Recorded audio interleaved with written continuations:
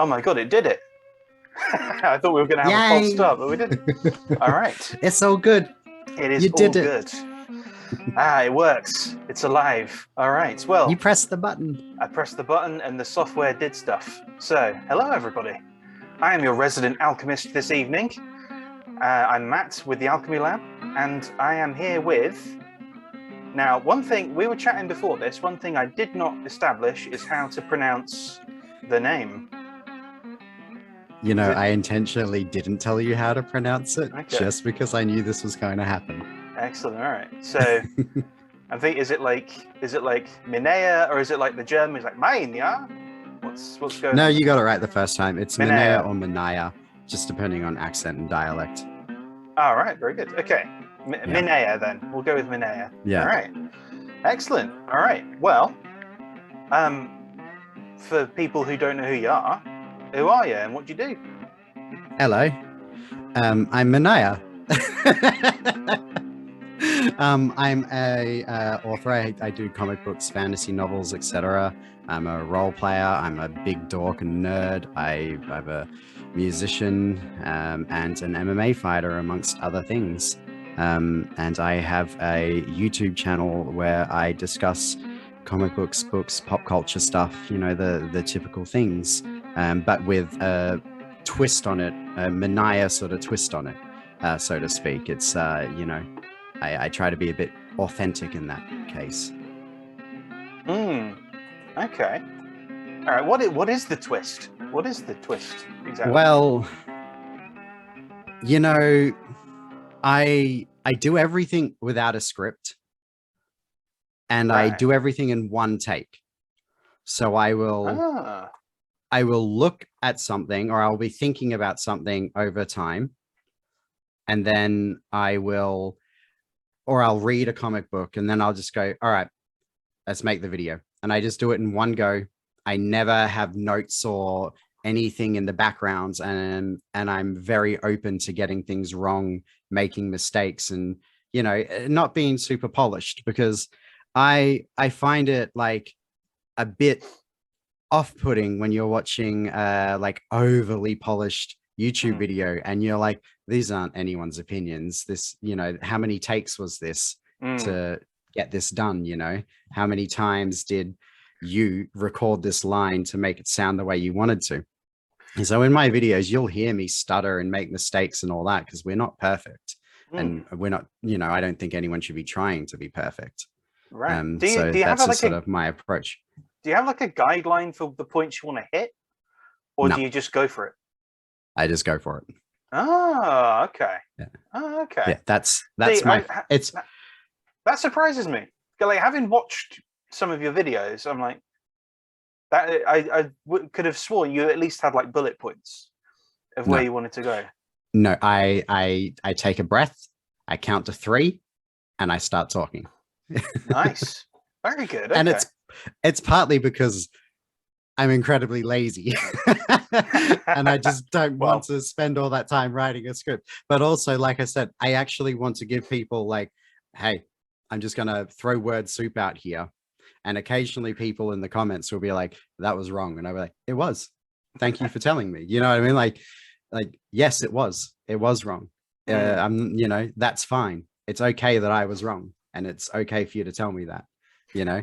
Well, there is an advantage to that, which I experienced yesterday, which was writing 3 scripts for 3 shortish videos, but it still took like a little bit of time, and accidentally exiting out of the program and not saving them and losing them, only having recorded 1 of the 3 videos. So yeah, it's an issue.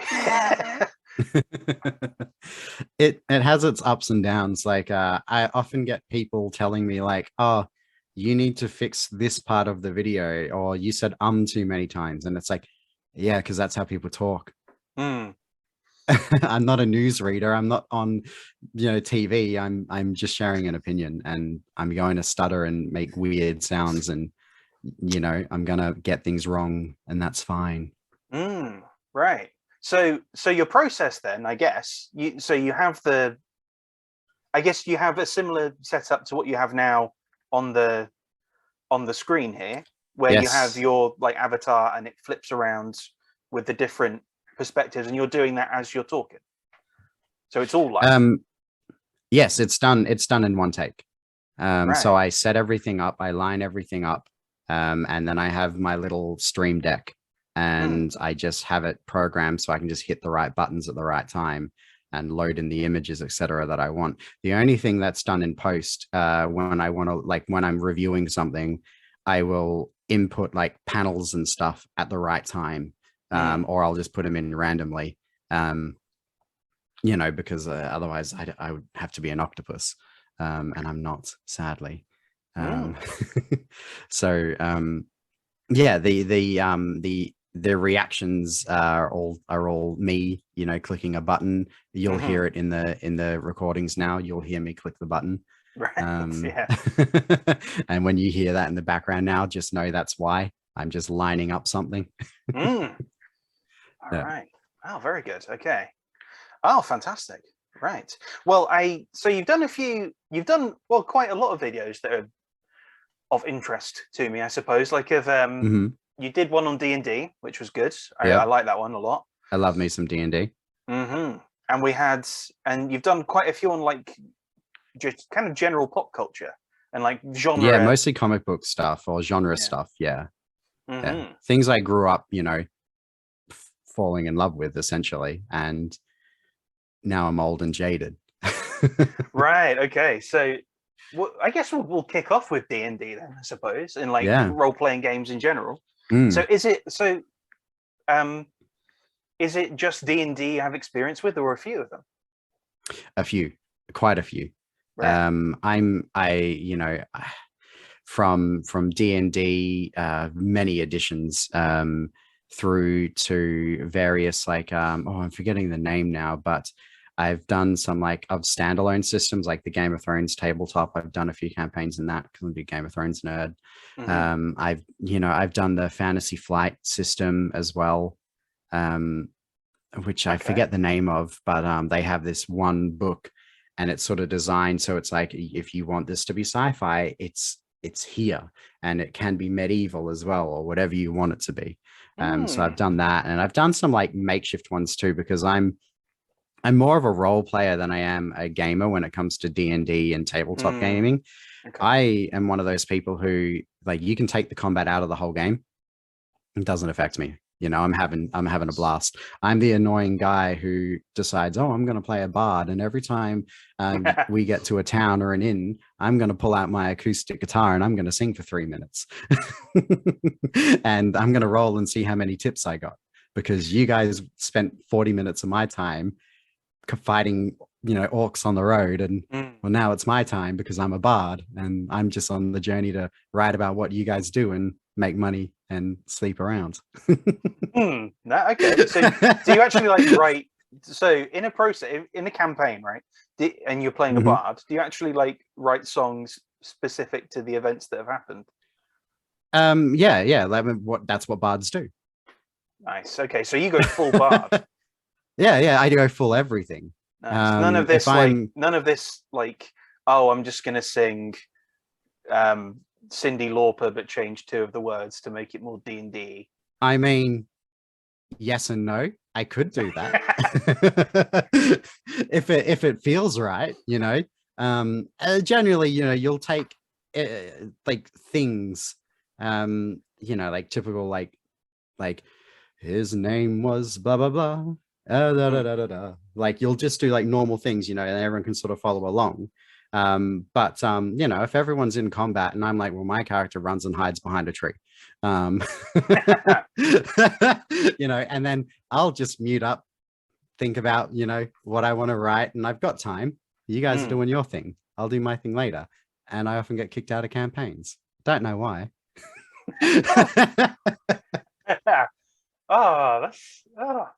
That's interesting.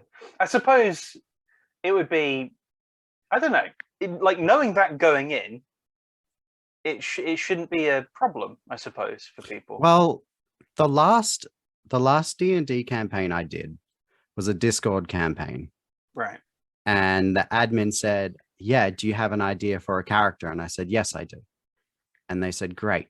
can you send me the character sheet? And I said, I would, but I need your email. It's bigger than the Discord size limit. And they're like, All what do right. you mean? And I said, it's 230 pages. Okay. So what were on the 230 pages? Was it like backstory and things? Yeah, my entire my character story. Wow. Everything Okay. about them from when they were born up until, the point of, the story. And they went, oh, okay, well, we'll think about it. They said, you're approved. We're not going to read this, but if you wrote 230 pages, you're good enough. I mean, that's sort of, because I like my campaigns to be quite RP focused. That is the kind of thing where I'd be like, that's great that you are like laser focused in on the character. Given time constraints, I don't know if I would read 230 pages. I would probably, I mean, if it's well written enough, I probably would now, because I've gotten a lot more into reading than I was like a month ago. I've been in the process of replacing my PlayStation habit with reading, and so far, I mean, I cleared like a dozen books in a month or something like that. I did something similar actually. Despite the fact that I write for a video game publication, I have actually spent way less time playing video games these days because they don't really interest me that much anymore. Most of what's out there really doesn't anymore. And I get the same experience that teenage me got from video games from reading novels now. Because I just find them to be, most video games are just a stretched out novel at these days. Like the difficulty is not really there anymore, other than a select few. Like if you pick up something like Uncharted, it's like, what am I playing this for? You know what I mean? Like I'm just running through a corridor and then it's a 10-minute cutscene and then I'm running through a corridor, but everything's self-guided by the controller. It's like, I have that issue with things like The Last of Us. I have that issue. Why didn't you just make a movie? Same. Why didn't you it's just like I'll watch this as a TV series or read it as a book, but I finish it and then the sequel comes out and I go, what am I doing? Why am I doing this? Especially when they don't give you any, as the player, they don't give you any agency over what happens. That's the big thing that people, I think, because there was a big furore over Last of Us 2. And I think part of the reason for that was they locked you into a bunch of choices that you wouldn't make. Yes, they locked you into a bunch of choices and killed off a bunch of people, and forced in a bunch of new characters. And you're like, well, why did I just play this first game for 20 hours and recontextualize the ending of the first game as well? Recontextualize exactly. it completely. I'm like, okay. It's frustrating. It's even like if you look at God of War. I don't know how big of a gamer you are, but if you look at like if you look at God of War like 1, 2, 3, the original trilogy, or even the first God of War, that game is just action from the minute you turn it on. It's straight up just like spamming buttons, killing things on a boat, killing a Hydra, killing Medusa, and like going on this crazy journey with sort of cutscenes in between each level. And the new God of War, the like PlayStation 5 one, is the opposite of that. It's full cutscenes and you're just sitting there rowing a boat in a lake and it's slow and it's like there's not that much combat. And the combat is the same enemy, just recolored about 6 times. And it's like, it might look pretty, but this is not a fun game. And I know that's a hot take, but because people love that new game, but please like go back and play the first 3 and you'll understand what I'm saying. They're not the same thing. And for me, if I wanted that other experience from that the new one delivers, I just read the book. I just read it. That's the thing. Like part of it, I think, is like the story-driven game, and things like the walking simulator, and things like Last of Us, where they really put a focus on this story and this thing between these two characters, which is effective, but it's not a game. It's like it's not giving me what I want from a.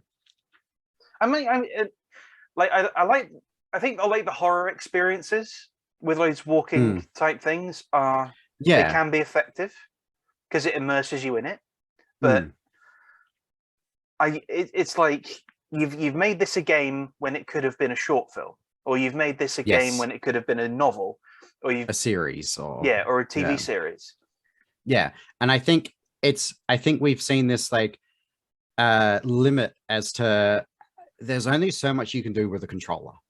Mm. There's only so many gameplay things you can do with a controller, and we've tapped that out, in my opinion. And obviously, we've got things like VR in the early stages at the moment that's sort of showing, where you can take this. But controller, like every game is just like, you're like, oh, this is the same, safe cracking mechanic as the lock picking mechanic in this other game. And this system, like you can really, like, if you've played a couple of games, you've played every game at this point, really. And I think because games are such a huge medium now, it's more profitable than, Hollywood movies are. I think a lot of arty types from those areas have sort of shifted into game design and writing and development, because it's there is crossover there. And I think what we're seeing are these game developers hiring TV focused people to create that experience, because they're like, The Last of Us is not a difficult game. You can put it on the hardest difficulty, and it is challenging, but to someone who's never played a game before, it's very accessible. It basically holds your hand from beginning to finish. Whereas if you go and say, hey, here's Tomb Raider on the PlayStation 1, most people wouldn't get past the first level these days. They just wouldn't know what to do, because that was designed to be a game. And these are designed to be like an open experience for everyone. I think the main game I play at the moment is I think it's just Skyrim, really, that I play at the moment. I don't play that necessarily for a challenge. I play that just to kind of decompress and just be like, that's me with Cyberpunk. Let's just chill. I'm going to put on like a podcast or something, and I'm just going to be like, okay, I'm just going to walk around Skyrim and do a few things here and there and kill a dragon or whatever, and that's fine for me. That's completely fine for me. I appreciate things like Elden Ring and the Dark Souls things that I don't like them. I don't like playing them at all because they annoy me. But I appreciate that they exist. That's fair. Like, I completely appreciate they exist for people who want a challenge and don't want to have their hands held and don't want to actually like struggle through a challenge in that medium. Like, that's completely like, I have I don't know where it is, but I got this little emulator console. It's this tiny little thing that plays like the Game Boy games and up to I think it plays up to PlayStation 1. Yeah, what, the Retro Pocket 3 or one of those? Or if I can find it, I'll show you it. It's called a Funky S. Oh yeah, I know the Funky. Yeah, it's the tiny little flip thing. Yeah, the tiny little keychain one. Yeah, and I played I am playing Castlevania Aria of Sorrow on it. Yep. Okay. Perfect. And it's great so game. good. It's so good. I'm like, it's like a great challenge, great kind of flexibility within the game, like how you like, because they have the different weapons and things, so you can play it how you want, kind of. It's got the enemy variety is really cool. A lot of it's kind of like unsettling in some case. Like, there's one that I'm totally going to nick and put in a D&D campaign. Yes. Where you walk past mirrors, and it's like it's you, and then it's you and a monster as the reflection. And I was like, what was that? Come back, it's still there, and then hovering in front of it reaches through the mirror and tries to get you. I'm like, that's great. I love that. Oh yeah, I had the same thing with the sequel on the DS. I think it's called Portrait of Ruin, but someone's going to correct me on that, and I can't be bothered to turn around and check. But the exact same thing. It was one of those moments where I was like, this is fantastic. I love the music, the level designs. I love all the creatures. And I'm like, this This is just ticking so many fun boxes for me. So when you said you were playing, Aria of Sorrow, I was like, oh, yep, okay. I know, yeah, I know exactly what you're saying. Mm. They're just such fun games, so inventive. I think the sort of story and character limitations with video games have kind of it's part of the shift I've made over to like tabletop stuff. Yes. Because there is really no limit onto where your character can go because you're in full control of that character. Well, let's segue this. In the topic of characters and shifting your role playing from like those video games, etc., are you familiar with like role play video games? To give you an example, Grand Theft Auto role play or Conan Exiles role play. I'm familiar with. I know GTA 5 has like a big role play server on. Yeah, I think it's just on PC. Yeah, it's PC only. Yeah. It's the big one. The big server is called No Pixel, and there's another big server called The Family. I actually role play on No Pixel. A lot of people will pick up my voice now and be like, "Oh," because I sort of retired that, but I did that for a few years, and it was super addictive. But what people have done is they've taken Grand Theft Auto, right? Because you've played Grand Theft Auto 5, right? Yeah, so they've taken that world and then they've put it on their own they've taken all the gameplay and all the graphics and they've shifted it onto this system called 5M, which allows them to modify it. And what Grand Theft Auto roleplay is quite literally a super heavily modified version of Grand Theft Auto 5, where it's not Grand Theft Auto anymore. Like people often ask me like, have you played Grand Theft Auto 5? And I'm like, no, I've actually never played it. But Steam says you've got 7,000 hours in it or whatever. I'm like, no, I was playing 5M. Like it's a totally different thing. And what they do in Grand Theft Auto 5 is quite in Grand Theft Auto roleplay is quite literally you have to create a character like you would in D&D. No stats or anything, but you have to really think like, who is my character? What do I want to achieve from all this? And how am I going to do it? And so my character was he was a successful musician in the 80s, but Grand Theft Auto 5 is set in the sort of 2010s, I want to say, from memory. I think so, yeah. So at this point he's now in his sort of mid 50s and nobody knows who he is anymore, and he's got outdated attitudes and ideas because he's like a glam rock guy from the 80s. Think this is Spinal Tap.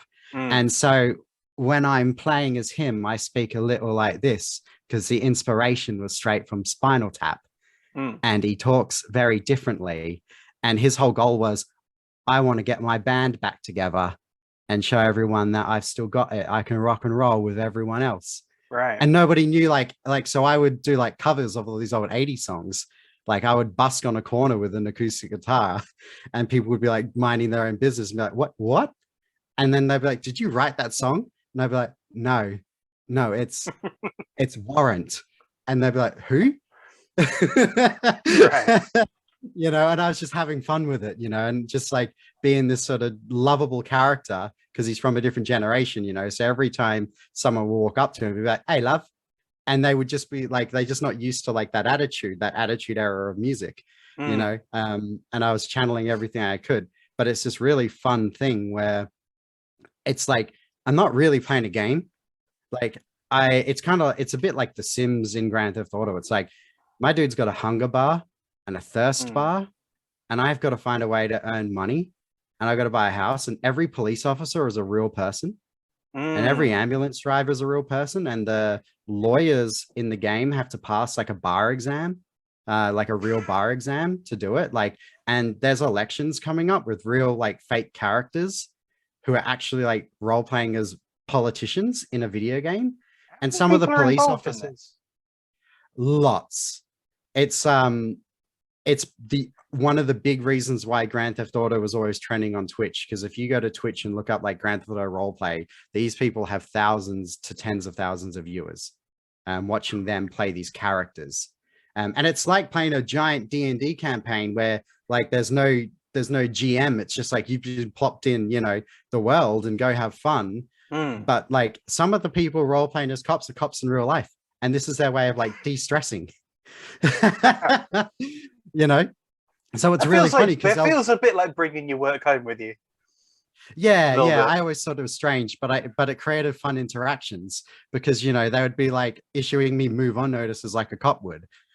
Right. And things like that. And it's like, you know, you cross through a red light and it's like whoop, and you're like, oop.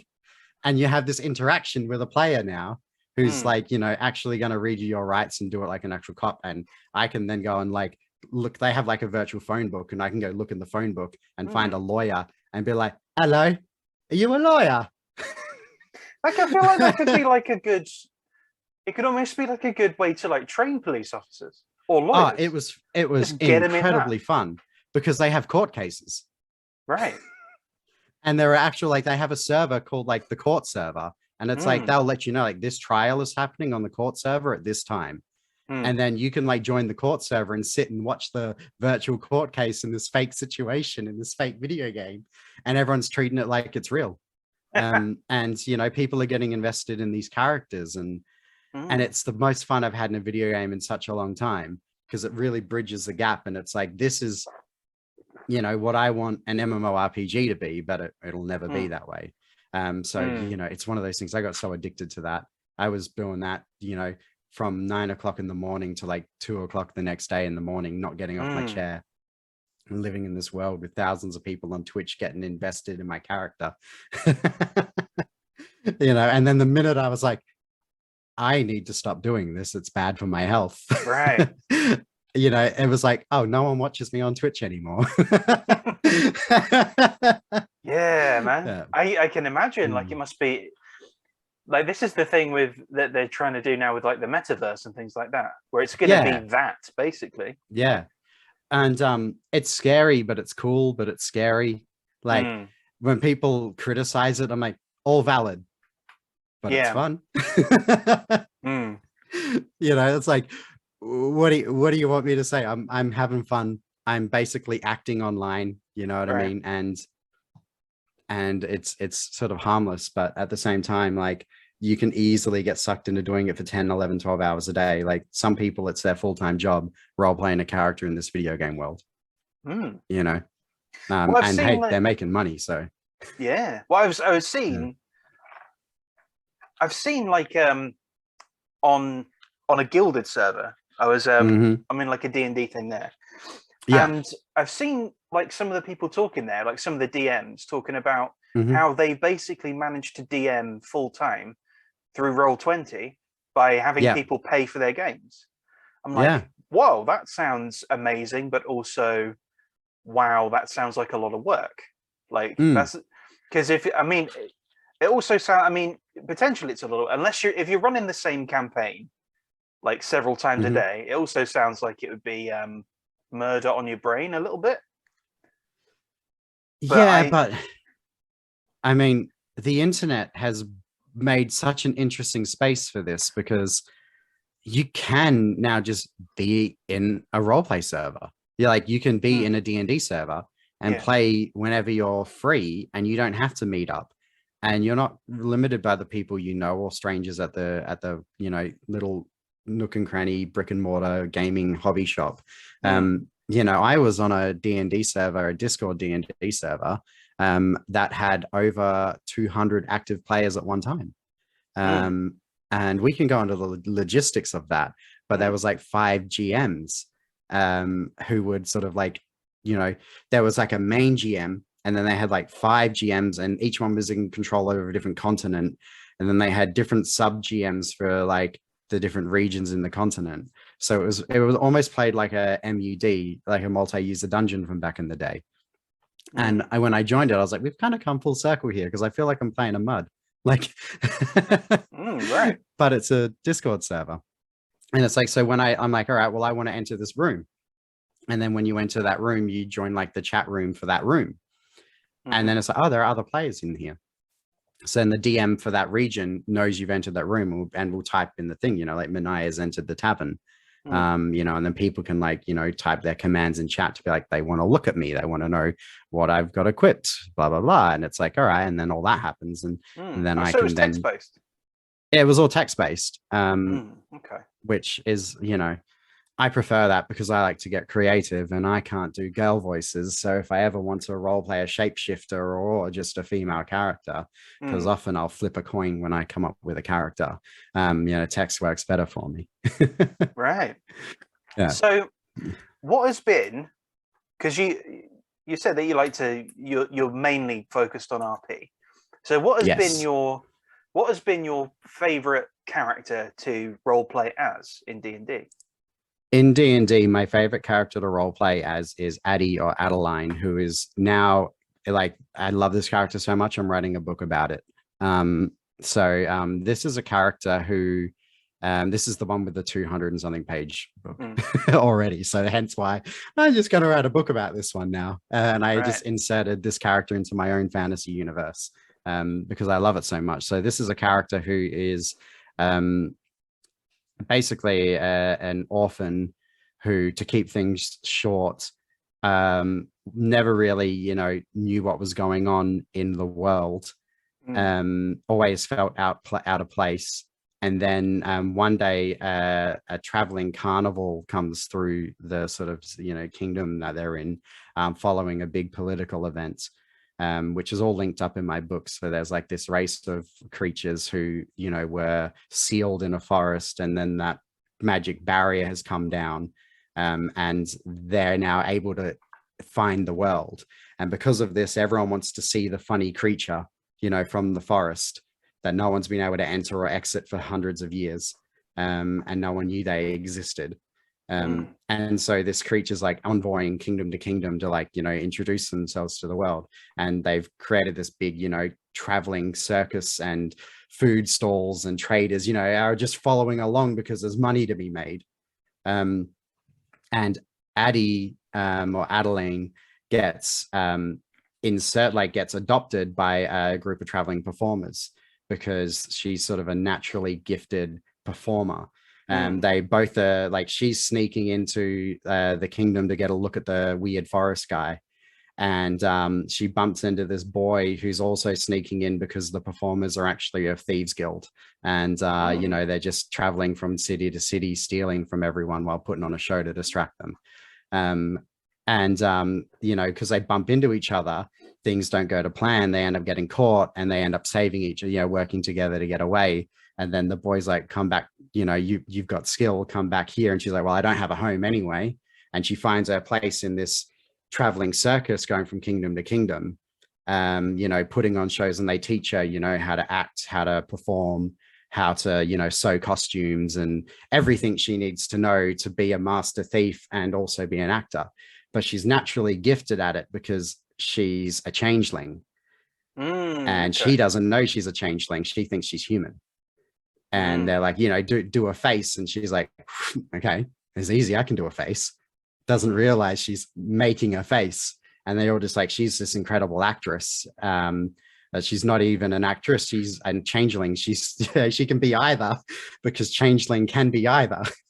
So, it's this fun story where they're like a thieves guild, and she's like the perfect thief. And she finds her place at home, and then everything goes wrong because they try to steal from the wrong person. Nice. They're doing this following, and obviously, word gets out, every time this envoy shows up, things start going missing. So, and they sort of get they get big headed. So that's my favorite character, because I know her whole backstory. So when I started this not started the campaign, but when I inserted her into this campaign, and I say her because she's a girl for most of the book, but she really sometimes she's a boy. It doesn't matter. And it's not like a political thing. It's just change, right? She can change. Yeah. Changelings don't have anything. They're like white blobs. They don't even have mouths in why they gotta be white, man? Why they gotta be white? Yeah. They're just white blobs, they don't have mouths. They have pitch black eyes, and they just are white all over. But because she was in an orphanage and she had lots of female caretakers, she took on their image of the people who raised her. So so that's her crux, is she can really only take on the shape and images of people she knows. And so those events happen, and then in the campaign it's after that. So after this event happens and the thieves get caught, because that's the book I'm writing, is all her pre-story. I'm just stretching that out and making it a proper novel. But after that happens, you know, she winds up like on the run essentially, and she can only, you know, she's sort of fighting with trying to find out who she is and all this, and the only people she can transform into are these people who, spoilers for the novel, which, you know, will probably, I don't know when that'll come out, but, you know, the only people she can now turn into are her adopted family, who she just saw watch get murdered, and she used her acting shapeshifting abilities to sneak away. So she ran from that, and like, so she's dealing with this whole situation because she's a teenager of like, well, everyone I know has got murdered. I was useless to save them. I'm hiding out in this tavern, and this is where I get inserted. So it's like, you find me in the tavern, you know what I mean? Like, and all this crazy stuff has just happened. And that's my favorite character. She's just so fun. And the faces are a reminder. Yeah, that's the thing. It's like, yeah, so it's like she can transform and shapeshift for you, and they're like, you know, you're gonna have to be that boy. And like, but when she looks in the mirror, she sees the kid that got murdered. You know, and she's like, I can't do this. Like, it's a mental block. It's like, I can't be who you want me to be. It's hard, and she can't explain why. And you know, she doesn't even know she's a changeling, and there's more to the story. You know, she's actually the daughter of a hag from a swamp, and the hag put her in the village so she could attract a group of people to come back for a sacrifice, etc. And that'll all happen later in the campaign if I get lucky, where I'll accidentally trick the party into, you know, coming back home because I've got the hag's calling, which is like a dream that she has every night about being called back to this swamp so the hag can kill everyone and absorb their power and stay young. So like, I've got, that's what I said. I wrote a book about this character and said, is this good enough for your campaign? Nice. You know, and they went like, yes. Yeah, and they went, yes, I want this character in my campaign, and you know, it was great fun. Yeah. And then yes, when that and all do you fell have apart, cliff notes? Yeah. Yeah, so then when that happened, I was like, I can't let this character go. It's such a great character. I absolutely love everything about her. I'm gonna flesh out this backstory so much more and write those events as an actual novel now, and you know, put it out there, because I love it. It's really, really good. At least I think it is, and that's what matters to me. Well, mine would be this guy here.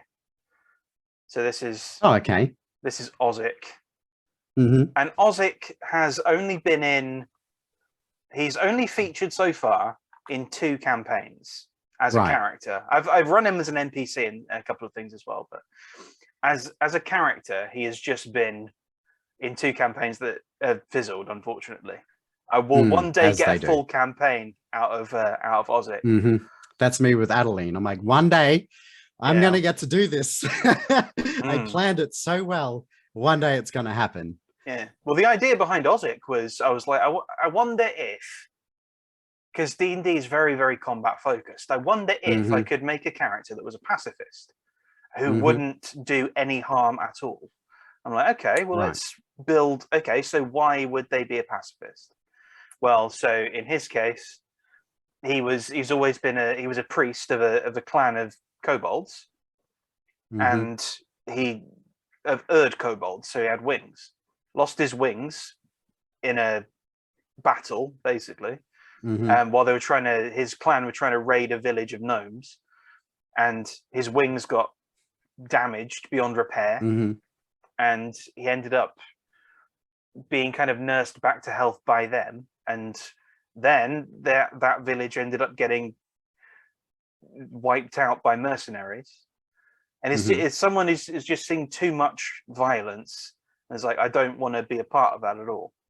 Yeah. I just want to try and help and heal people and just try and be, I don't want to do any harm, basically.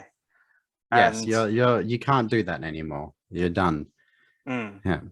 Yeah, and oh boy, that character, like it with the wrong party, that character can be like a real cause of some annoying nonsense. Like my bard. Like I don't know if you've seen the RPG horror stories video we put out. I breezed through it before doing this interview. You know, just to sort of get an idea as to, you know, what the vibe was. So I skimmed it. I haven't watched the whole thing, admittedly, So because I've actually been writing. But yeah. So my yeah, horror right. story in that was the glazed donut story, and that's centered around Ozic. And Yes. Right. like That that makes whole sense. thing Yeah. was that whole thing was really frustrating. And like the last campaign I did with him Yeah. was really, really good. Like he ended up like really gelling with everybody. It helped that I knew two of the people who were in the campaign already. And it ended up being really like he ended up being like a really good part of the group, and you know, healing and things. And but that one just timing just killed that one, and it's like one day he will get a full campaign, one day. But it's hard, right? Because I think you and I are on a similar page where like we like to flesh out our characters, and I like to be the character. I get frustrated in a campaign if there's someone playing the game. If the person next to me is like min-maxing their stats, you know what I mean? I'm like, oh God, what? I don't want to be a part of this. You know, when people are like, you've leveled up, where do you put your stats? I'm like, I don't care. Like, well, but I'll think about it, like, well, what have I been doing a lot of? You know, and all right, well, then it's going to go in agility because we ran up this mountain beforehand, and you know, like, so I'm gonna like, that's how I think. I'm like, what makes sense for this character? And then if the person next to me is like, all right, well, I know that there's a loophole with this build, and if I build it this way, I'm going to be unstoppable. I'm like, oh, like I don't want to be in that campaign. Can we just do a radio play? I quite like building a character around the stats they roll, because that too kind of makes sense. This is their strength, this is their weaknesses. All right, well, why? What's happened there? Why do they do the things they do? Yeah. Like I had a character that people hated me for because it was an orc thief.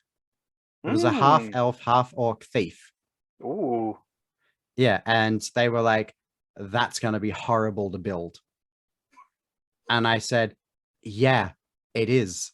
And like, so why would you do that? Well, because my parents were an elf and an orc, and clearly elves wouldn't take me in and orcs wouldn't take me in. So now I'm, you know, a hood rat, like, and I steal things and I suck at it and I get caught all the time because I stand out. I'm like, and that's interesting to me. And they're like, well, how are we going to win if you've got such an awful build? I'm not trying to win. We'll figure a way through adventure and camaraderie. We'll figure something out. But I'm not trying to win. I'm trying to tell the story of this half orc, half elf who, you know, grew up on the streets thieving and getting caught and beat up. Yeah. I mean, I enjoy that. I enjoy making characters that kind of challenge certain, like, so I made a hobgoblin who was a paladin who was who kind of turned his back on his stuff and all that. Yeah. And I really enjoyed role playing him. The only issue I have, I don't know, maybe you have this issue as well. Well, well, maybe I'm just thinking maybe you don't, because you, in a text-based game, you're always sort of available because you can just kind of chime in whenever you can, right? But in a game where you have to in-person games as well. Right. Yeah. Well, okay. Yeah. But so if you miss a session for some reason, and someone else takes control of your character, like the GM, for example, takes control of your character, and then does something really out of character, or makes your character look really like stupid, it's like, hang on, what? What? Yeah. Number one, he wouldn't have done that, and issue. Why? And number two, why are you making a joke out of this thing? And it just is very. It's very. I find people with my like play style, I guess you can call it, you know, tend to not want other people to play their characters, and we'll do anything not to miss a lesson, like a session, because how dare you? You know, but also I'll tend to, you know, like if someone's like, hey, I've got a campaign coming up, I'll be like, who's playing? You know what I mean? Like, because if you're asking me, you know what you're getting into, right? Like, if we're going to do this, I'm going to be a character. Like, I don't even want the other players to know my name. I will set an avatar and a fake name and put on a voice changer if I have to and an accent. And I will join the group as that character and only ever as that character. You know? So it's one of those things where it's like, I don't like, most people know that now and will really think before they invite me to a D&D game now. Because I'm like, I just want to play a character. But I do it in video games. If people are like, you want to play a video game? If it's like an RPG, like if someone's like, you want to play Divinity 2? I'm like, sure. Give me a couple days to think up my character. And they're like, what do you mean? Aren't we just going to play the game? Like, don't you just pick a class and a race? And I'm like, no. You can do that. It's more than that. It's more than that. But I'm not going to. Yeah. And then they're like, all right, I'll just play with someone else. Yeah. I've been thinking about, because have you ever played Solasta? Crown of the Magister. Yeah. I haven't played it, but I've seen a lot of it. And I'm very interested. Between that and Baldur's Gate 3 coming out, I'm like, I'm sitting here like twiddling my fingers. Like, I know technically I could get Baldur's Gate right now, but it's not finished. So I'm going to wait. I can't early access a game like that. That's just weird. Especially when they don't have I don't think they have an end date for that yet, do they? They've said next year now. It was meant to be this year, and then about a month back, they said next year. I mean, I'm pretty sure. I don't think my PC could play it even. I'd need to get. Yeah, mine probably could, but barely. Yeah. But now that Solasta especially is multiplayer, like up to 4 players. Yes, that's an interesting thing. I'd be interested. It is, right? Try that, yeah. And Baldur's Gate 3 is supposedly going to have multiplayer when it launches. It has multiplayer now, but I think. But I know they've said at launch it'll have full multiplayer.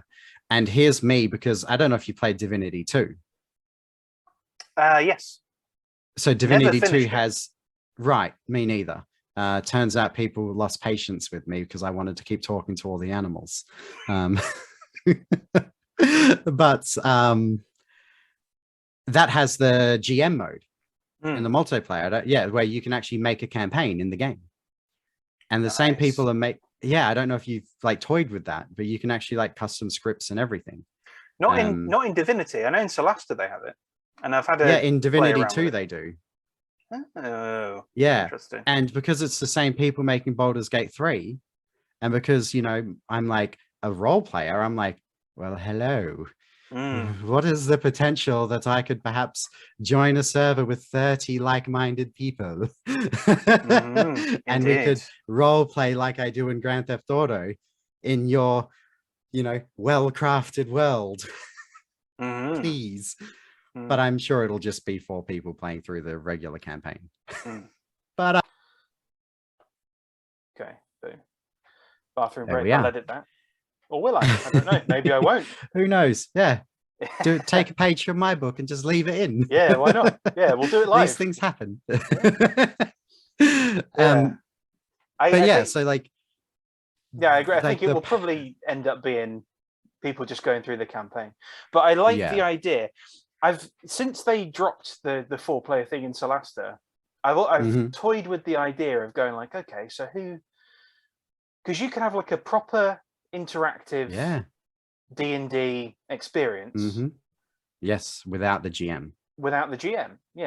Yeah.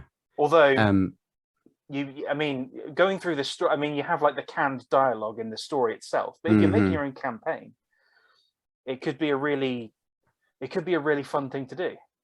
Definitely. People used to do that in Neverwinter Nights. There were role play servers for that back in the day, which basically just played like D&D. And they just used Neverwinter Nights as like the platform to design that. I had friends that did that, and my computer couldn't run it at the time, and I was like watching them, and I was like, so this is kind of like World of Warcraft. And like, no, it's nothing like World of Warcraft. They're like, this is like they're like, if I were to go out and grind and level up for an hour, that ban. They're like, we don't do that. We're, like we're actually like, these are real people and this is my character. And I was like, oh, I'm interested. Tell me more. So people used to do that in Neverwinter Nights, and I'm sure there's probably people doing it in Celesta right now. Out there. They do it in Conan Exiles as well, which isn't even designed for like role play, but because it's got mod support, people have modified the game so much they've added a dice roll system in it and everything. And that's really fun as well. Like Conan Exiles RP, I did that for a little bit because like I really like Grand Theft Auto roleplay was fun, but I really wanted to do like something fantasy, and it doesn't really exist. So I was like, I'll try the Conan Exiles thing. It's the closest thing I can find, and that was really interesting too. We had like the moderators, we were playing like the gods, and it was really, really cool because like there was this evil god on the server who was like, sort of, it's like, the lore of the game is like he's risen again, and all their like old heroes are like, oh god, like we got to rally up, we got to forge these special weapons. And it was kind of like really cool because at one point I was like in like this city and I was sort of talking with players, and then a giant meteor fell from the ground because they've modded the game so bad that the guys who running it could put that animation in. And when the meteor exploded, the god came out and he's sort of slaughtering everyone in the town and turning them into zombies. And then we had to fight off these zombies. And this is live, and he was like acting it. And all the players around me were acting it. And it was like my third day on the server because I joined right at the climax of this giant event. And I was just like drooling, almost like paralyzed at my keyboard and mouse. Like, I don't know what to do, but this is amazing. This is a lot. This is a lot for my first day. This is a lot. Yeah, this is, it's like, hi, I'm new here. But it was like, it was so incredibly fun. And it created exactly what you were saying, like this sort of thought, like, why hasn't anyone done this? Imagine if Wizards of the Coast were like, all right, here's it's a video game, but really it's virtual Dungeons and Dragons, and it's going to have like video game cameras, but you're going to have all the like emotes and gestures and actions and dice roll systems all pre-done. And so your DM can sort of script up this giant campaign, or you can just load up, Faerun and just put 50 people in there and see what happens. You know what I mean? Like, why hasn't anyone done that is my question. And then it's like, well, because there's like 10 people on the planet who want it. And the amount of effort required would be enormous as well. Talking of Wizards of the Coast, and kind of coming off the video that I watched of yours, where they've started to alter stuff. Well, I'm not happy with them right now. Yeah, I'm not. So I just heard what they did to kobolds. Obviously, kobold, and it made me so frustrated. They've made kobolds not pathetic anymore, and I'm like, why? Yes. How could you do that?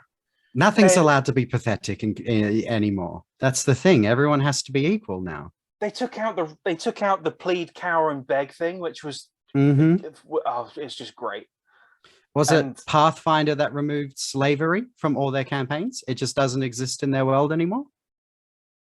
Really? Yeah. They've like rewritten it so there's no slavery in Pathfinder anymore. And it's like, but what if I wanted that to be part of my character's backstory? And like, that's the hero's journey.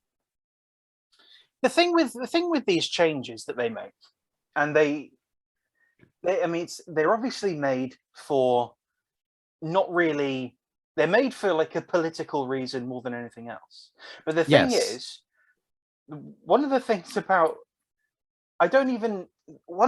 that just kind of makes my brain hurt a bit is like, you don't even need to make those changes because because people just do whatever the hell they want with D&D.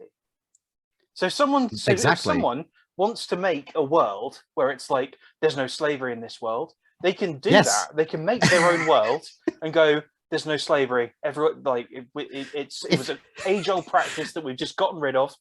We don't have it anymore. It's like, okay, cool. But Also, how about you make a campaign where your heroes get to abolish it and be the heroes who abolished this awful thing and liberated everyone? Yeah. Why not do that? You could, yeah, why not? I mean, people can and people will, I imagine. Yeah. Because it's... Yeah. Like, the only people who would have an issue with slavery in a campaign are the people who choose to have it in the campaign and make it a horrible thing and make it an issue. You have the power to take it away.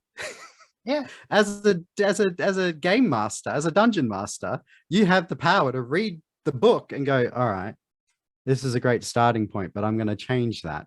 And so, no one has the right to tell you not to. Right. It's like you create. Like, yes. I mean, if you don't have an ability to create, that's unfortunate. That's very unfortunate. Yeah. But most people who play D&D have some ability to create, because you have a character. You create your character. Yes. You create a character. And you can create the world. You don't even have to, like, you could take the D&D rule set and make it science fiction. Yes. And just sort of, yeah, and it's fine. And nobody cares. People go, oh, that's interesting. I might try that. Yeah. And if a player's like, if you're like, hey, you know, I want to do this campaign, there's this story. And then a player's like, oh, that bit makes me uncomfortable. Well, if these are your friends, surely you would be like, all right, well, let's see if we can change something in the story to suit you. Well, if these are your friends, if these are your friends, you would know that in advance. Exactly. And you would change it. So it would never be an issue that you would come up with in the first place, other than the fact that you had to change it. Right. But it doesn't really affect anyone. Like it might look good in a headline for a fortnight, but it's definitely not helping with your sales figures. Well, this is the thing. You can play D&D. This is another thing that I think is kind of a problem for them, but at the same time, it's not really. You can play D&D effectively and completely without paying Wizards of the Coast a dime. I don't think I've ever paid Wizards of the Coast a dime. I never have. I never have. And it's like, well, that's got to be a problem for their business model. And obviously they have things like D&D Beyond. I don't know if they own that now. I think they maybe do. I think they do. I don't know for sure, but I think they would have to. There's no way they're letting them do that for free. Right. Because D&D Beyond makes money. Like you pay them for things. So surely Wizards of the Coast are like, guys, that's kind of our thing. They would at least be getting a cut out of it. Yeah. Yes. Sure. And Roll20 as well, I imagine they get cut out of that. Oh, definitely. Roll20 would be paying licensing fees. But on top of that as well, like, you know, I believe Critical Role probably make more money than Wizards of the Coast do for playing Wizards of the Coast's game. Yeah. I mean, almost undoubtedly. They have a cartoon on Amazon. Does Dungeons and Dragons have a cartoon on Amazon? You know what I mean? Like, yeah. It just it defeats the point of having this, because it's just a toolbox. That's all D&D is. It's just a toolbox. It's a sandbox. It's just like it's your imagination on a page, essentially. It's you know, Gary Gygax's imagination on a page. And it's just sort of grown from there. It was, you know, he made this up because he wanted to play in all the fantasy worlds he was reading in books as a kid. And he said, there's got to be a way to play this. I'm going to make it. It's so weird to me that they would need to make these changes when, like, you could go on Roll20 right now and you can find any campaign you want with basically anyone you want. I saw like a Monster Hunter campaign on there years ago, like Monster Hunter, the video game. And I was like, how does that work? You know what I mean? And then they had like the maps from Monster Hunter with grids on it, and they had all stats for the monsters and stuff. And I was like, that's kind of cool. You know, like D&D is the most inclusive game in the world because it's literally just a set of rules that aren't even set in stone. And it's like, you can do whatever you want with whoever you want, however you want. your imagination is your limit. There's the thing of like people get. This has never been an issue for me. It's an issue for people when it comes to things like orcs, where people say like the orcs are evil. They are evil creatures, and it's like in your campaign.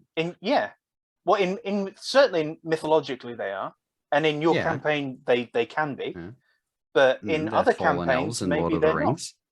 Yeah. Right. Yeah. And like you can do whatever you like with the races. Yeah. So why are you insinuating that they're locked into this certain thing? Because they're not. No, you can do what you want. Exactly. It's your world. You're locking them into that thing. Right. And not me.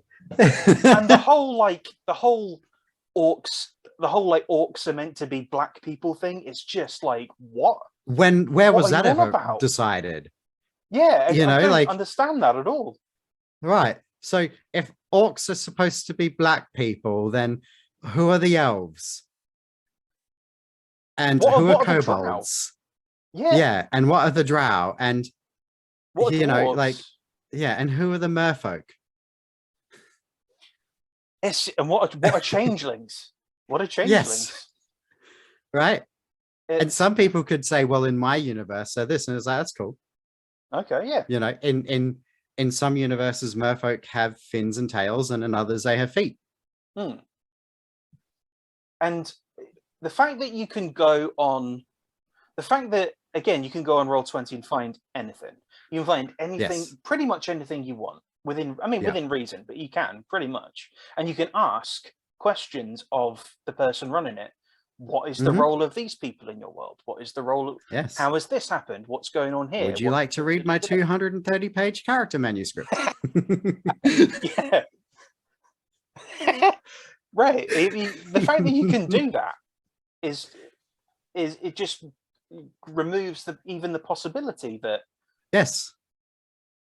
and even if which I don't think is the case. I mean, if it is the case, then Wizards of the Coast maybe need to have a look at themselves. But if orcs were meant to represent black people, why is that locked in? It's not. Like you can have them represent anything you want. They can just be people in your world that happen to be orcs. Yes. I'm pretty certain in and some Warcraft nerd's gonna get really mad at me for this. I'm pretty certain like the orcs in Warcraft are literally just like the peasants. Like it's like a class thing where it's like they were the peasants and like these guys were the rich fancy folk. Because I remember like the cutscene of Warcraft 1, there was like a orc born by like a human, and that created like this war. Like this half orc was born. I haven't. In the movie? No, I'm talking like in the cutscene to like the very first Warcraft game, the intro cutscene. Right. You know, but I haven't played that in like 20 something years. But you know, like I'm pretty certain, like I always saw that as like, oh, it's a class thing. Like the orcs are being shunned out for being different. But I never assigned like a human race to them. I always signed like it was a classist thing, like of like, you know, they're like the hardworking peons, etc. And now they're uproaring against the monarchy. Like that's how I always saw it in like Warcraft lore. I mean, orcs in Warhammer, you know, like they have the power of belief. I don't know if you're familiar with that. Their power comes from believing. If they believe this is magical and powerful, it is now magical and powerful. But they're too dumb to actually like capitalize on that, so they believe stupid things.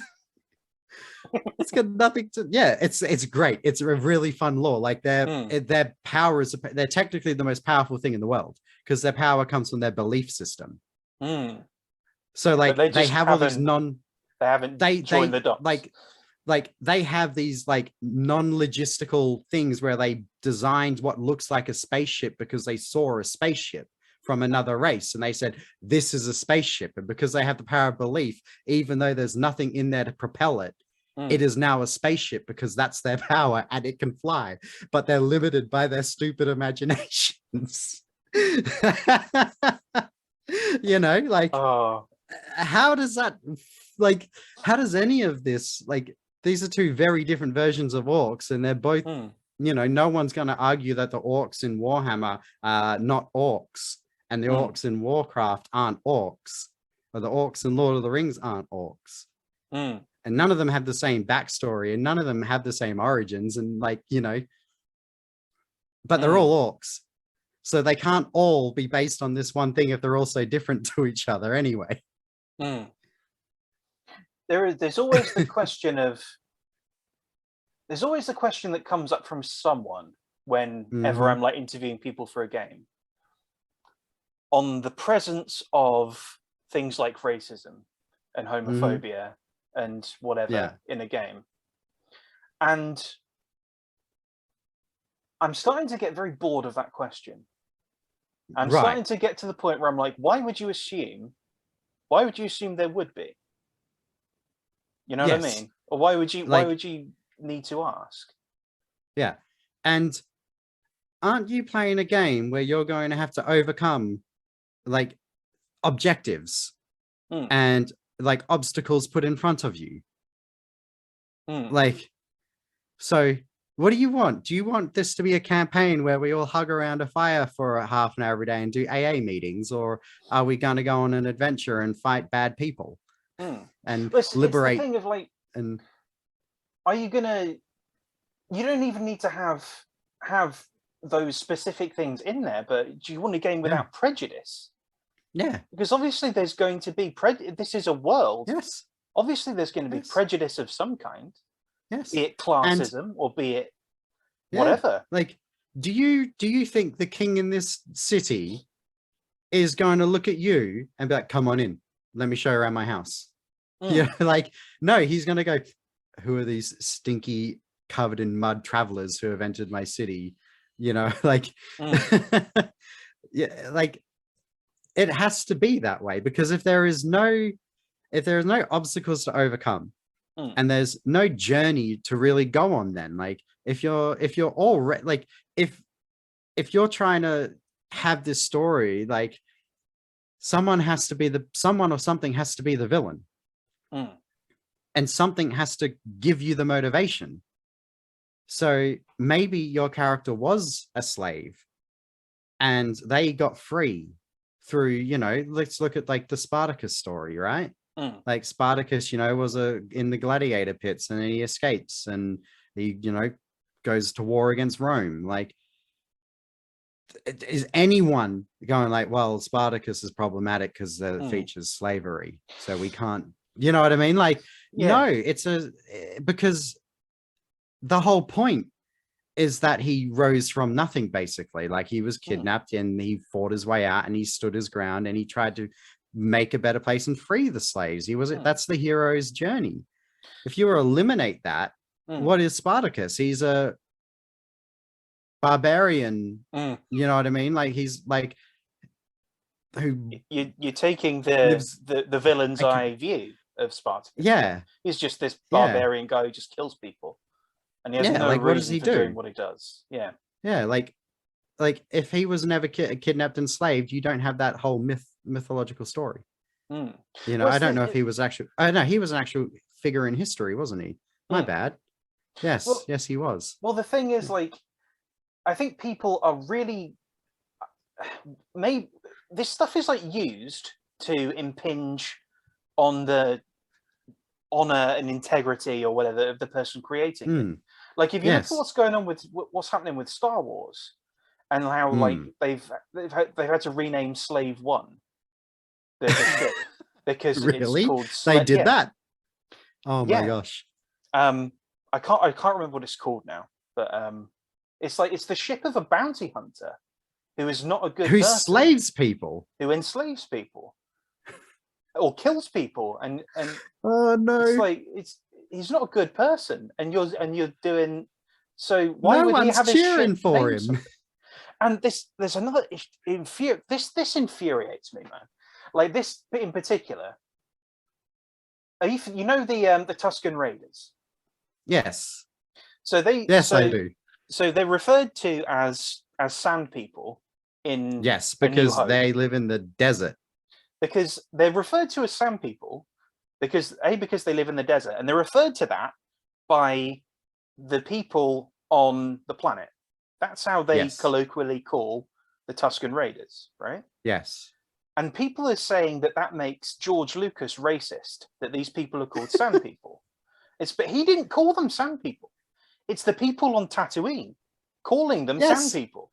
He called them Tusken Raiders. Is Edward Norton racist for acting in American History X? Right, exactly. Like, that's a great film. Yes, it is. And if Tatooine was a water planet, would they not be called water people? And is that racist? Right. I mean, it's the whole thing of like, I mean, technically everyone on Tatooine is a sand person because they will live in a sand on a sand planet. But it's not the creator who's gone. No. Well, we're just going to call them sand people because whatever. It's the ignorance of the people there. Yes, and they're also like scared of they're scared of them because they raid and they kill each other. It's like it deepens the world there that there is conflict between these two groups, and they're sort of in ignorance of each other. It's like it deepens that whole thing. Creates a believable world where you can go, oh yeah, I understand. That's interesting. You know, and you can play with that idea now because you have this realistic depiction of this planet where there is a little bit of segregation going on and there is some trouble. Right. And equally, he could have made Tatooine a place where like the Tusken Raiders and the other the humans just are fine with each other and live together and they trade and they just get on. And that says something about the world as well. I mean, he could have done that. Yeah. But, could you imagine if James Cameron made Avatar, but the humans and the Na'vi just formed a trade agreement and went home? I mean, it would have been a different kind of movie. It would have been an interesting movie. Yeah, like crossing cultural boundaries. I mean, there's a place for that kind of story, but it wouldn't have been a blockbuster, and it wouldn't have been like the highest grossing movie ever. Yeah, I have no idea what Avatar 2 is even going to be about. I can tell you the full story to Avatar 2. I'm a prophet when it comes to these things. If you didn't know, because you've read spoilers, or you're predicting. I'm predicting. That's all I do. I make predictions all the time, and you know, I'm fairly good at it. All right, and let's all right. I've already made this prediction. So Avatar 2, it's I think it's like 10 years after Avatar 1. Jake and Neytiri are having fun. They're the Blue Flute clan, the Matakaya, have shifted to the cliff lands because their home tree got destroyed, and they sort of resettled and merged with this other clan. Everything's good. Jake's got an adoptive human son from the planet who was left behind when everyone left. And he thinks he just thinks he's Na'vi. He knows he's not, but he thinks he is because that's where he grew up from a baby. And then 10 years later, the RDA are back, but what they've done is they've weaponized the Avatar system, because in Avatar 1, the science team had the budget for the avatars and the military were all human. It was a science project to try and do it peacefully. And obviously in between 1 and 2, they've decided, well, that didn't work. And we were bested because one Marine, became an avatar and was able to beat all the humans, because, Na'vi are like 8 foot tall and super strong and have like carbon bones and stuff. So it's like, okay, so they put all the money from the science program into a militaristic system now, and now Quaritch is back, but he's a Na'vi, like he's an avatar, and that because in the trailer there's a avatar that has 5 fingers, because Na'vi only have 4 and avatars have 5, and he's got Quaritch's tattoo on his bicep, and he's like got a gun. So that's where I got that prediction from. And he comes back, and then Jake's kids run into him in the forest, etc., and trouble ensues, and they run back to Jake, and they're like, there are these other Na'vi with guns. And then Jake's like comes back, and obviously the RDA are now weaponized, and there's no talk of peace anymore. And Quaritch has a chip on his shoulder, which will create another conflict because they're mining up the planet and destroying it, and the Na'vi want to stop them. And the rest writes itself, but that's going to be the movie. That's the movie right there. Okay. Yeah. Okay. Yeah. Hold you You'll to see. that. May need to change your name to Nostradamus instead of Mineya. We'll see how close out. I got. Yeah. But I mean, that would be a logical sequel. Yeah. I don't know how they get, because don't they have like 6 planned or something stupid? There are 6 movies in total, and 5 of them are actually so they're filming back to back now. So like this movie's coming out at the end of the year, but 2, 3, and 4 are already written, being filmed, etc. They're filming it all in one big chunk now. And James Cameron did this crazy thing where he had like a bunch of different writers, and he just said, write the sequel. I didn't tell them what, they all wrote different sequels, and he said, great. And he pulled them in a room and he said 2, 3, 4, 5. And then and then they sat down and they linked it all up, and they, because they're all solid stories, and they then worked together to create this giant story. So it's like, we're not going to wait 10 years between movies now, or 12, I think it was. 2009 was when Avatar came out. Yeah. So yeah, we're going to get this giant, movie franchise. My worry is it's 12 years too late, and they might insert a bunch of things into a movie that make a movie not as fun as they used to be. It surprises me that they've waited this long to do. Apparently it was a technology thing. Apparently James Cameron really wanted to film this one underwater in 3D, right, and with the motion capture, and everyone said, how the heck are you going to do that? So we've got to invent it. Let's invent it. Yeah, exactly. Yeah, which is like Avatar 1 was meant to come out in the 90s, and he had this grand idea, and everyone said, how the heck are you going to do that? And so he was like, all right, I'll do some other movies first, and we'll come back to it when the technology's better. Right. I mean, that's the kind of, at the very least, it'll push some film technology forward a bit. At the very least. Hopefully, once again, I'm also relatively known for having bad takes on things. Like, my opinion will be like the 1% opinion. So here we go again. Hopefully it creates a resurgence of 3D, and we get 3D TVs and movies again, because I love those. I liked it. Okay. No, I don't think that's the worst opinion ever. I enjoyed, so I think for things like something like Gravity was really good in 3D, and something like it's a awful film, but Prometheus was really good in 3D. Because they did it with the environmental elements. Yes, exactly right. There's a right way to do it and a wrong way to do it. And unfortunately, when it came out, you had things like Clash of the Titans come out, which made people sick. But then you had Tron Evolution come out. Oh, yeah, the Tron movie, Yeah, the sequel to Tron. And that did this really neat thing where the real world is shot in 2D. And when he crosses over into the virtual world, it switches to stereoscopic 3D. That's cool. And it's all just the background, it's deep. Nothing's popping out. It's just deeper, and everything has this 3D look to it in the game Tron world. And it's really, really neat, because that's like an artistic way to approach it, where it's like, he's in a 3D world now, and we're going to make it look a little weird. Obviously, I think I'm one of 100 people who probably saw that in 3D, but it was such a subtle effect that I thought it was really cool. I feel like I saw that. I feel like I saw it. I know I saw it in the cinema. Probably in 3D. Probably. I saw it in 3D, and then I bought it in 3D because I like 3D movies.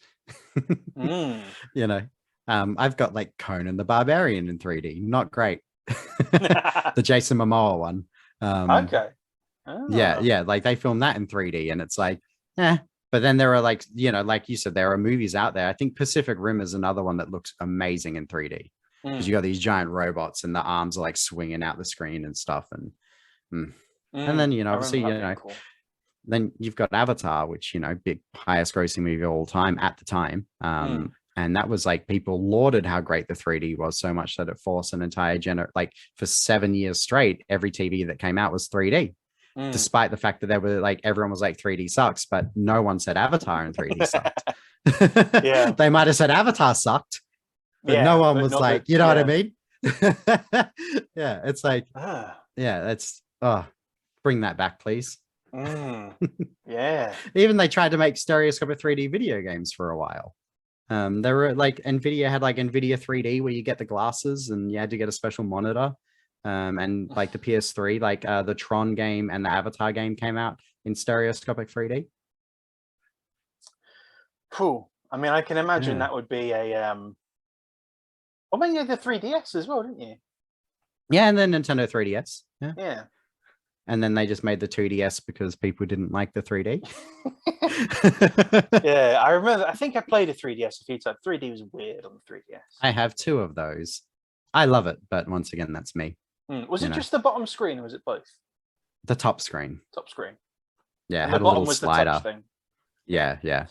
But there were some games where, like, if you didn't play it in 3D, like Mario 3D Land, like there are levels that look flat 2D on purpose. And when you shift the slider up, all the blocks like move out of the screen and then you can jump on them and stuff like that. So there were some games where it was really clever. But then if you got a 3DS, you were like, what am I meant to do at this point? Because there's nothing for me to jump on because you can't see the 3D blocks. Yeah. Yeah. But yeah, it's one of those things, you know, where there are going to be people that are upset and they go, hey, this, I don't like this campaign. Okay, make your own, you know. That's the like I'd say I don't really like any of the none of the new stuff appeals to me at all. Like none of like Strixhaven, or was that new? No. I don't know. Not Strixhaven. New enough. What's the college one? That didn't appeal to me at all. I don't know. See, this is a sad thing, right? Had you asked me this question 10 years ago, I'd have been like, oh, this one. Yeah. You asked me now and I shrug. None of the Critical Role stuff appeals to me. No, I hate it. I hate it. I cannot believe it's as popular as it is. And I'll just say that right now. I'm glad it's got a whole new audience of people in the D&D. I'm glad they've got their famous large YouTube thing. I'm glad they've got a cartoon. That's all great. Yeah. It's not for me. I don't care for the campaigns. I don't care for the characters. That's just me.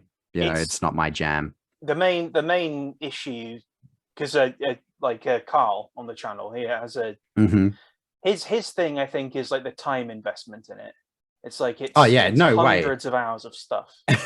I know someone who literally did nothing but watch Critical Role for over a year straight, like in his free time. He was like, this is the only thing I care about are these. He's like, why would I want to watch TV and crappy shows when this exists? And I was like, I'm the opposite. Why would I want to watch a crappy D&D campaign when all that exists? Well, I found, because they're on their 3rd campaign now. Yes. I watched the 2nd campaign for a bit. I watched it up to about episode 30. And I don't know what happened. I just kind of lost interest in it. Yeah. I tried, like the first campaign's better, I think. There's a lot of better, but that's the one that made him famous. Right. But the problem with it is it's almost impenetrable. It's like, where do you start? Because they didn't film the first, like, God knows how many sessions they did. No, they were just streaming it. I don't even know if they were streaming it. I think they were just playing it at a table, and then they were like, "Hey, we should film this," and then they did. So when you come into it, it's like their level. I don't even know what level they are. You don't know any of the characters. You don't know what they've done. They're all just. It was just. I really tried watching campaign 1 properly, and I just couldn't. Yeah, I watched like I said, stuff of it, but it's not for me. And it's not me saying like it's a bad product. It's not for me. I'm not their target audience. Trust me. Like, you know. So I try to watch it. To be honest with you, I don't think I'm their target audience either. Yeah, I think their target audience are younger than us. You know, and like I said, you go to like you know, like GameStop make more money from selling D&D stuff now than they do on video games. You know, like I don't know about over there, but in Australia, they actually have another whole shop called Zing, and Zing is like it's owned by GameStop, but all it does is sell pop culture, like pop vinyls and D&D merch and like Pokemon shirts and stuff. And that actually is keeping them afloat here, because EB Games is just what it's called here, is not actually, you know, making as much money because no one's buying video games anymore. They're just downloading them digitally. And it's crazy to think, like, you know, even my local electronics shop in Australia has a section for D&D, and like they sell fridges. Okay. You know, like they sell fridges and TVs and video games and stuff. Like it's, you know, like a big electronics retailer. But in the last couple of years, they're like, we got to start selling D&D stuff. So now they have an aisle where you can buy like campaign books and stuff. And I think back like 20 years ago when I was like learning about D&D, and I learned it through like a friend's uncle who played it, you know what I mean? And it was like, where do I go to buy this? Well, you can't, you know, I like, you know, he had to sort of like import a book on the internet, which was this new fancy thing, you know, like, and it was this crazy thing where it's like, we didn't have hobby shops like that back then. And nowadays, like you can go to a regular store that's like, you know, selling a microwave and get a D&D rule book. And I think that's Critical Role. Like, I think Critical Role did that though, because I said, what they've done, how many subscribers do they have? You know, I've got a good friend of mine, one of my MMA coaches, is a big D&D nerd in his youth, but now he's a full-time, you know, MMA guy. Like he doesn't watch TV, he doesn't play video games, he trains and he has a job and then he trains. And I said to him, because he was like, you know, we were talking about this, and I said, do you know how popular D&D is now? And he said, no, I don't. And I said, would you believe me if I told you there's over 100,000 people who watch like a group of people play D&D on the internet? And he said, no. He said, no, that's crazy. That's insane. And I linked him Critical Role. And he said, who watches this? Who's got 4 hours free to sit down and watch a campaign? And I said, that's the world we live in now. Like you spend 4 hours training in the gym every night. These guys live, eat and sleep D&D. And I said, and these people are making money off of it. You know, like it's insane how much things have changed now compared to what it used to be. But Wizards of the Coast have really missed a marketing ball, because instead of censoring and changing these campaigns, they could literally just turn around and go, we're the most diverse game in the world. And no one can say they're not. Even chess has black and white pieces. Right. But Dungeons and Dragons, you can do whatever you want. You don't like it, remove it. You want to create your own race called a Glorback? Do it. Add them in. You know, like write your own rule book, create your own dungeons, 3D print your own pieces. It doesn't matter. Like you said, you can play D&D without giving a cent to Wizards. But if they just turn around and said, we are the most inclusive and the most open game in the world that anyone can literally pick up and play, regardless of physical disability, color, country, or anything, you know, and just market that, like they'd be impenetrable. But for some reason, they're going like, oh no, we have to change these things. And why? Just let the players change them. That's your game. Your game is built on people's imaginations. Like the sky's the limit. Why are you putting limitations on it and making it less than what it was? And I think that's the perfect note to finish on. Yeah. You don't need them to do anything. You can do it yourself. Yeah. Like if you don't like something in a D&D campaign, don't play the campaign, write it out, write something else in there, change it, make up your own race, and you'll be fine. Get a group of people together who feel the same way as you and make your own team. Surely your friends and you would have similar viewpoints and would play together. And if you're in a campaign where you know, you are uncomfortable, maybe you're playing with the wrong people. Right. I mean, like you said, I mean, I echo that completely. It's you have a toolbox with limitless option. The only limit is you and your imagination. And the tools you choose to put in the box. And the tools you choose to put in the box. And you can get a group of people together who feel like you do and make whatever the hell you want and play it and enjoy it, and that's fine. Like there's nothing stopping you doing that. So don't, Go out and play. Explore yourself in new worlds and come up with cool characters and concepts and stories and share them with people. And who knows, you could be the next Critical Role. Exactly. Well, so on that note, Mineya, Mineya, where can people find you? People can find me on YouTube. You can search up my name, Mineya, and then tell them that no, you didn't mean Mineta, you meant Mineya, and then it'll take you to my channel. Alternatively, you can find me on Minds. It's just Mineya. So you can find me there as well. And, I've got some comic books coming out on archaven.com very soon. So keep an eye out for those too. Fantastic. And of course, you can find us where this video is on the Alchemy Lab on YouTube. You can also find me on Minds at Matt Waterhouse Author. Take care, everybody. I swear to you, Streets of Mir is coming back very soon. So, take care, and we'll see you then. I will stop the recording. Hold on. There we are.